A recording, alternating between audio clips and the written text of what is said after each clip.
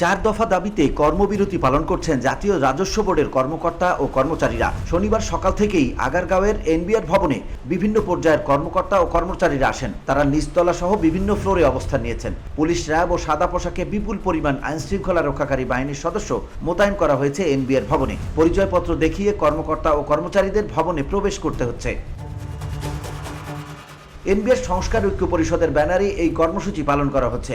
NBR চেয়ারম্যানের অপসারণ, NBR বিলুপ্তির অধ্যাদেশ বাতিল, রাজস্ব সংস্কার বিষয়ক পরামর্শ কমিটির সুপারিশ জনসাধারণের জন্য ওয়েবসাইটে প্রকাশ করা এবং জাতীয় রাজস্ব বোর্ড কর্তৃক প্রস্তাবিত খসড়া এবং পরামর্শ কমিটির সুপারিশ আলোচনা পর্যালোচনা পূর্বক প্রত্যাশী সংস্থা, ব্যবসায়ী সংগঠন, সুশীল সমাজ, রাজনৈতিক নেতৃত্ব সহ সংশ্লিষ্ট অংশীজনের মতামত নিয়ে উপযুক্ত ও টেকসই রাজস্ব ব্যবস্থা সংস্কার নিশ্চিত করার দাবিতে 22 মে প্রধান উপদেষ্টার কাছে স্মারকলিপি দেয় প্রতিষ্ঠানটির কর্মকর্তা ও কর্মচারীদের সংগঠন এনবিআর সংস্কার ঐক্য পরিষদ।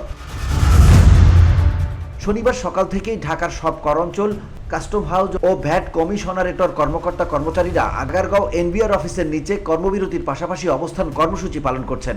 এছাড়া সারা দেশে সব অফিসেও একইভাবে কর্মসূচি পালিত হচ্ছে।